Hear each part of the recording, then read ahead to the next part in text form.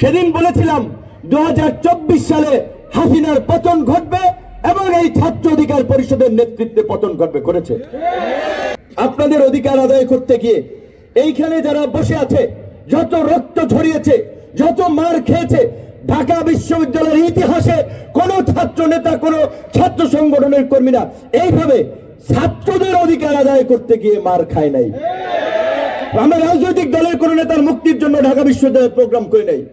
আমরা কোন রাজনৈতিক এজেন্ডা নিয়ে আমরা বিশ্ববিদ্যালয়ে প্রোগ্রাম করে নেই। ছাত্রদের দাবি, হলের ক্যাম্পাসের পরিবেশ, জাতীয় স্বার্থ, সেগুলো নিয়ে কথা বলেছিলাম। বারবার রক্তাক্ত হয়েছে।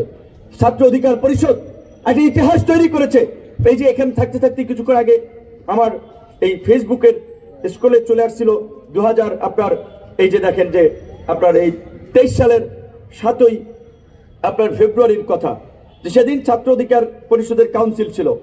রাজু ভাস্কর্যে ছাত্রলীগের 7 ফেব্রুয়ারি রাজু ভাস্কর্যের ওখানে ছাত্রলীগ দাঁড়াতে দেয় নাই, মোটরসাইকেল নিয়ে পথরোধ করেছে।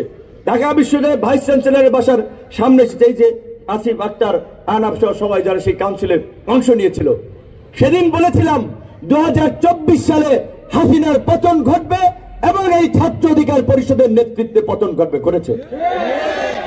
কাজেই আপনাদেরকে এই সন্ধ্যার সময় আবারও বলছি, আগামীর বাংলাদেশ তরুণরা নেতৃত্ব দেবে, তরুণদেরকে এগিয়ে আসতে হবে, তরুণদেরকে রাষ্ট্র পরিচালনার দায়িত্ব নিতে হবে। এই ডাকসু সহ বিভিন্ন ছাত্র সংসদ নির্বাচনের মাধ্যমে সেই তরুণ নেতৃত্বের পথ সুগম করতে হবে। অবশ্যই ছাত্র রাজনীতির নামে যে অপরাজনীতিগত 16 বছর চলেছে, সেই কোনো অপরাজনীতিতে এখন আর শিক্ষার্থীরা সমর্থন করবে না, কারণ এখন আর শিক্ষার্থীরা জিম্মি নাই কারো কাছে। সুতরাং যারা ছাত্র রাজনীতিও করবেন, ছাত্র সংগঠনও, তাদেরকেও শিক্ষার্থীদের পালস বুঝতে হবে। জাতীয় স্বার্থ, জাতীয় রাজনীতির চেয়ে ক্যাম্পাস কেন্দ্রিক আপনাদেরকে সক্রিয় হতে হবে, শিক্ষার্থীদের সুযোগ সুবিধা নিয়ে কাজ করতে হবে। বিশেষ করে ঢাকা বিশ্ববিদ্যালয়কে আমি মনে করি শতভাগ মানসম্পন্ন আবাসিক বিশ্ববিদ্যালয়ে রূপান্তর করা এখন সময়ের দাবি। আমরা গণরুমে যে অমানবিক পরিবেশে থাকি, তার মধ্যে থেকে বিসিএস ক্যাডার হচ্ছে, গবেষক হচ্ছে, ভালো ফলাফল করছে, ভালো বিশ্ববিদ্যালয়ে চান্স পাচ্ছে, এটা আমাদের জন্য সৌভাগ্যের। এটা অমানবিক। এই পরিবেশে বিশ্ববিদ্যালয়ের ছাত্ররা থাকে না, তাও ঢাকা বিশ্ববিদ্যালয়ের মতো ছাত্ররা। শুধু ঢাকা বিশ্ববিদ্যালয় না, আমি মনে করি আমাদের এই প্রত্যেকটি পাবলিক বিশ্ববিদ্যালয়গুলোর পরিবেশ উন্নত করা দরকার এবং ছাত্রদের আবাসন, খাদ্য যা খায়, একটা মুরগির টুকরা, পাতলা ডাল, মনে হলুদ মরিচ গুলা নিয়ে আসছে, এগুলো খাইয়া তার মাথায় মানে শরীর স্বাস্থ্য কি ঠিক থাকবে? পুষ্টি নাই তো খাবারে, পুষ্টিহীনতা। খেতে ছাত্রদের সবজি, মাছ, মাংস, ডাল প্রয়োজনে খাবারে ভর্তুকি দিতে হবে। সরকারের হাজার হাজার কোটি টাকা লুটপাট করে দুর্বৃত্তরা নিয়ে যাচ্ছে।